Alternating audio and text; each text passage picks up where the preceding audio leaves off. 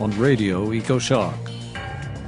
The nuclear accident at Fukushima, Japan is far from over. 3 reactors continue to melt down, and now there's a storm of international worry about nuclear fuel ponds tottering in blown-up buildings. The whole Northern Hemisphere is at risk right now. I'm Alex Smith for Radio Ecoshock. We are joined again by nuclear industry expert Arnie Gundersen of Fairewinds Associates. Arnie Gundersen, a year ago you warned us right here on Radio Ecoshock and to anybody else who would listen that a world-scale catastrophe was lurking in the nuclear fuel storage ponds of both reactors 3 and 4 at the Fukushima Daiichi plant in Japan. Why do you think this story is finally getting wider attention now, a year later?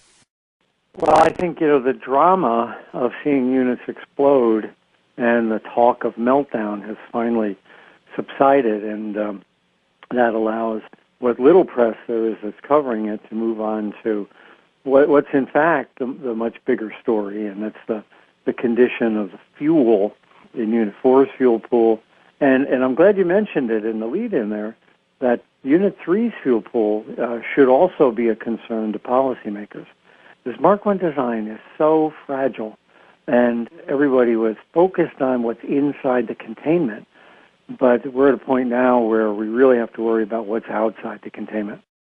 Yeah, well, let me just read a couple things into the record here. The Japanese press, which has been following the government line up till now, is starting to break out.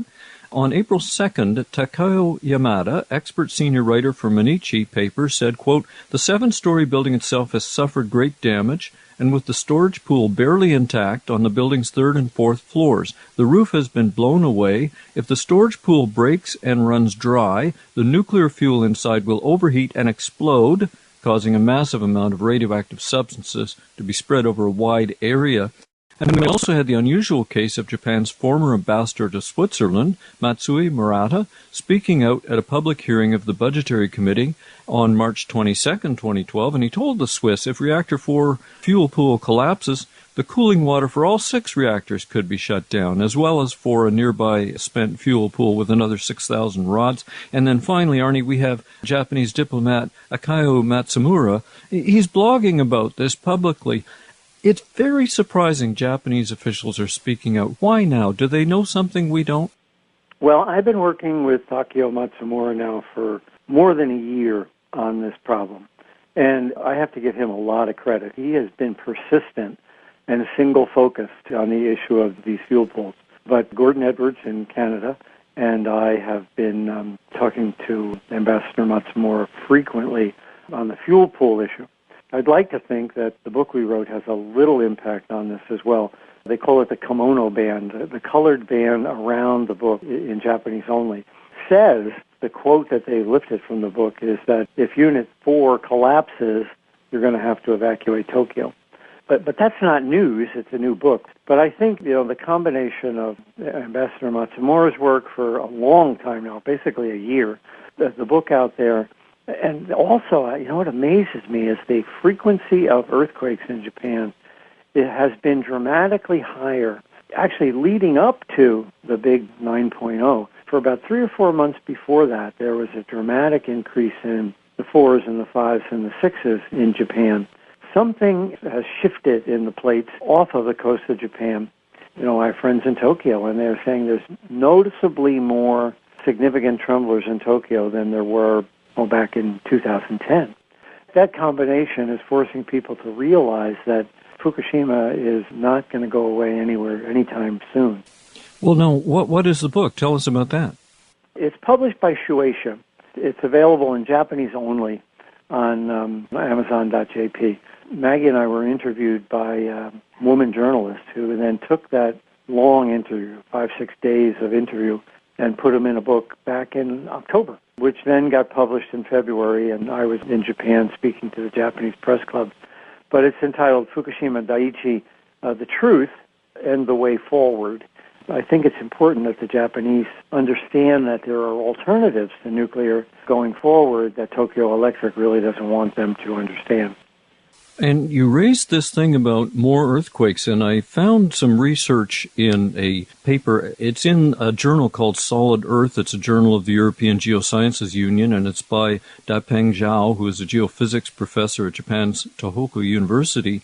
And he says that the giant earthquake of March 2011 has reactivated a seismic fault closer to the Fukushima nuclear plant, and using the latest scientific techniques and measurements, this paper warns another big quake could strike even closer to the plant. And one blog, Washington's blog, which is a pretty good blog, it says, scientists say there is a 70% chance of a magnitude 7 earthquake hitting Fukushima this year and a 98% chance within the next 3 years. And you said in an interview with Dr. Helen Caldecott back in February that if they got another 7 quake, that could do it. That could bring the reactor 4 fuel pool down.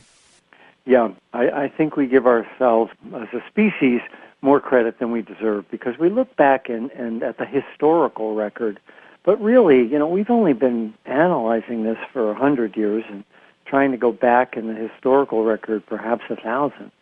But you're stuck with the situation of a high consequence event that you believed has been low probability.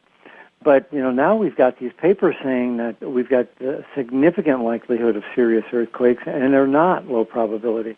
So we've got the worst confluence. You've got the high probability event combined with the high seriousness. And that's certainly a frightening place to be. And that's where Japan is right now. Well, it seems to me, and many Radio Ecoshock listeners from all over the world have written me about this, that we're sleepwalking through a potential global catastrophe, and they want to know, why isn't there an international emergency action plan to save us from this? It's something that might make Chernobyl look small in comparison. Have you heard rumblings about that? What are your thoughts? I have no information about any kind of a global concerted effort. I know the Nuclear Regulatory Commission provides information, but the way the world community is structured on nuclear reactors, there is no organization that pulls together a coordinated response. It might be a little different on nuclear bombs, but the nuclear reactors are very much seen as everybody's own domestic policy. Whether that's a developing country in the third world or a massive industrial country like Japan. It's basically been hands-off. Each country has the right to monitor and improve or disassemble their own reactors.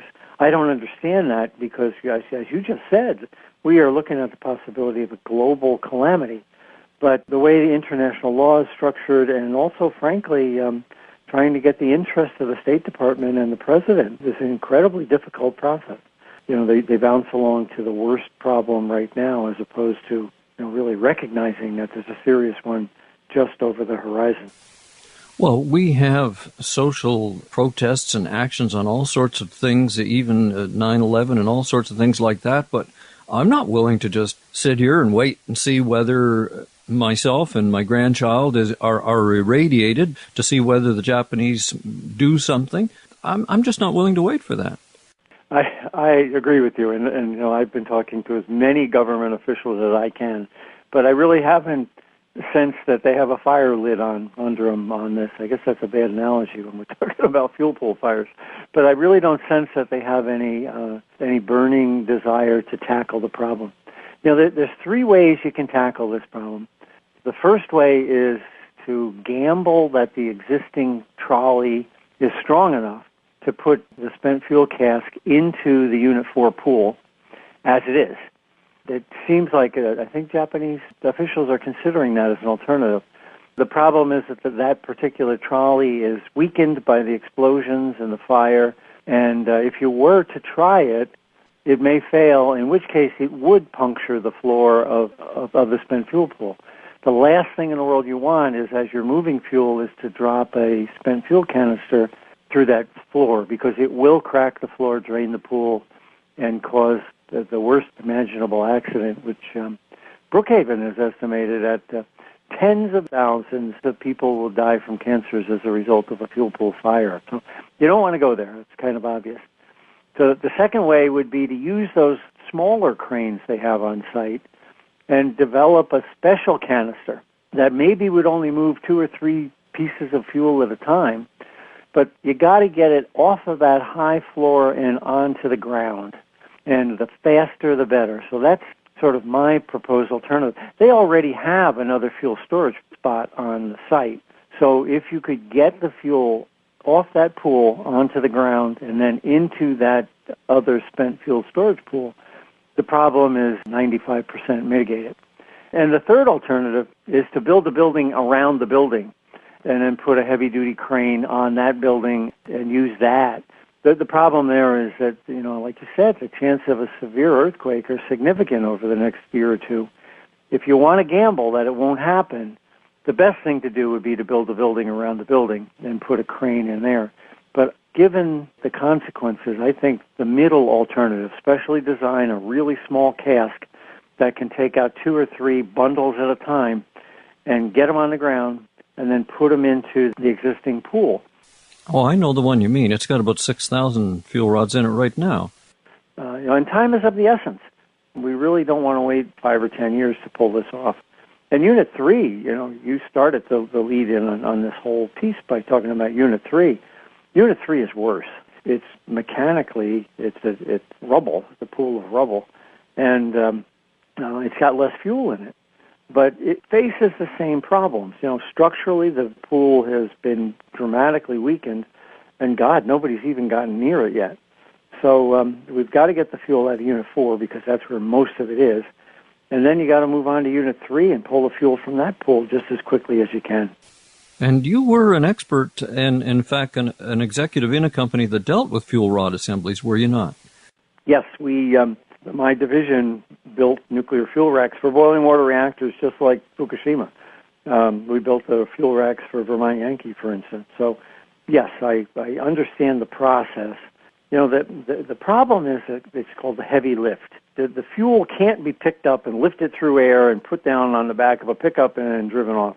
The fuel is so radioactive that if it becomes airborne, it's lethal doses within the 100 feet and perhaps even more than that. And of course, if all the fuel were to become unshielded, if all the water were to drain away, it's likely you'd have to evacuate a large portion of the site. So you really don't want that pool to become dry. After it becomes dry, it would also catch fire, and that's the worst case for the large population. But should it go dry, there's a period in between when it's so radioactive it creates something called sky shine. The gamma rays from the fuel go up, bounce off air molecules, and come down. The fancy word is Compton scattering, but it would irradiate the entire site to the point where you just couldn't move people around. Not a place you want to be. So that heavy lift has to be done perfectly. When you put the fuel into these large canisters, you can't drop the canister. Don't drop the canister. Oh, my, my, my. This is Radio Ecoshock with former nuclear industry executive and expert witness Arnie Gundersen from Fairewinds.com.